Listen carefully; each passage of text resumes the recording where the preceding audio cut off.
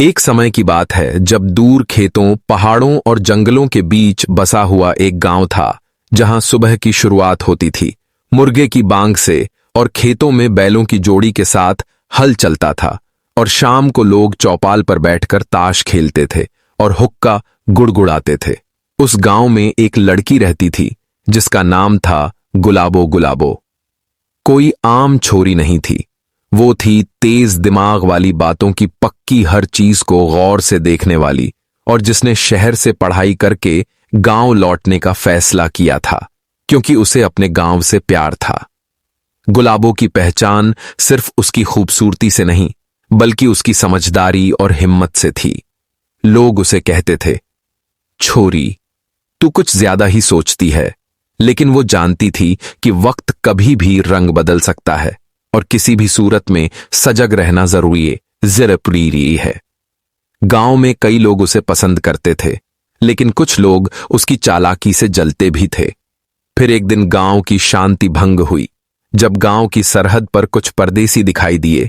ये 3 आदमी थे जिनका नाम था बबलू, बिल्लू और कालिया। ये तीनों शहर के कुख्यात चोर थे जो पुलिस से बचते बचाते इस गांव तक पहुंच गए थे, और उन्हें लगा कि गांव सीधा साधा है, यहां आसानी से चोरी की जा सकती है। पहले उन्होंने गांव के बाहर एक पुराना कुआं ढूंढा जहां उन्होंने अपना डेरा डाला, और दिन में वो खेतों में मजदूरों की तरह घूमते थे, लेकिन रात में दीवारों के पीछे छुपकर घरों की ताक-झांक करते थे। बबलू के पास एक पुराना नक्शा था और वो गांव के हर बड़े घर को चिन्हित कर रहा था। इधर गुलाबो ने एक अजीब सी हलचल महसूस की। उसका दिल बार बार उसे कह रहा था कि कुछ गड़बड़ है। एक रात जब पूरा गांव सो रहा था, गुलाबो छत पर बैठकर दूर खेतों की तरफ देख रही थी। तभी उसे कुछ परछाइयां दिखीं जो आम जानवर जैसी नहीं लग रही थीं। उसने अपने भाई छोटू को जगाया, जो हमेशा उसकी हर योजना में उसका साथी बनता था। गुलाबो ने बिना किसी को बताए छोटू के साथ खेत की तरफ रुख किया और वहां जाकर देखा कि 3 आदमी दीवार के पीछे छुपकर बात कर रहे थे। उन्होंने जो बातें सुनी उससे यकीन हो गया कि ये चोर हैं। गुलाबो ने वहां से वापस लौटकर एक योजना बनाई। उसने अपनी मां के पुराने नकली गहनों का एक संदूक सजाया और उसे जानबूझकर घर के आंगन में खुला छोड़ दिया ताकि वो चोरों का लालच बढ़ा सके। रात को जैसे ही चोर आए, उन्होंने बिना समय गंवाए संदूक उठाया और भागे ले। किन जैसे ही उन्होंने उसे खोला, उसमें से निकली मिर्ची पाउडर की पुड़ियाएं और एक खिलौना सांप, जिससे वो डर के मारे गिरते पड़ते भागे। लेकिन अब चोरों ने तय कर लिया था कि ये लड़की कोई आम नहीं है और अब उसे सबक सिखाना जरूरी है।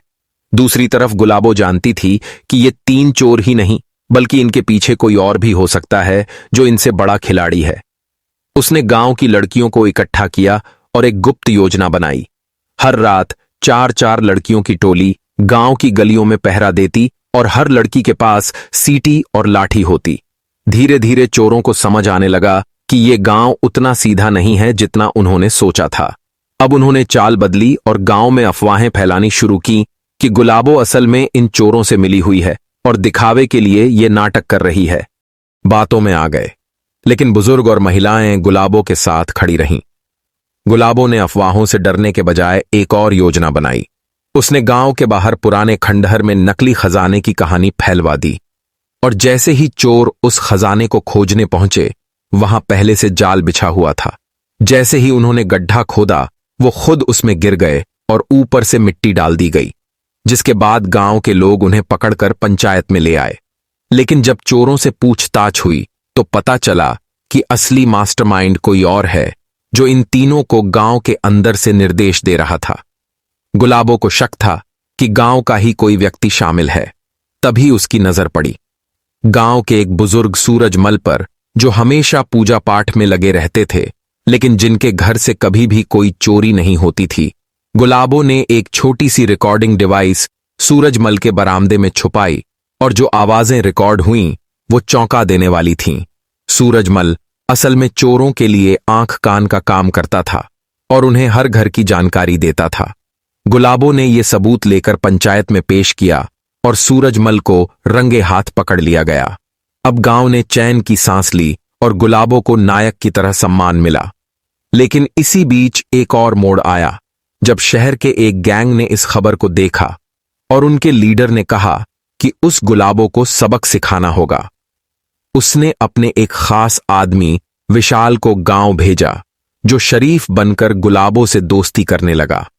वो हर रोज उसकी तारीफ करता, उसके कामों में मदद करता और धीरे धीरे गुलाबों को उस पर भरोसा होने लगा। लेकिन छोटू को कुछ ठीक नहीं लगा।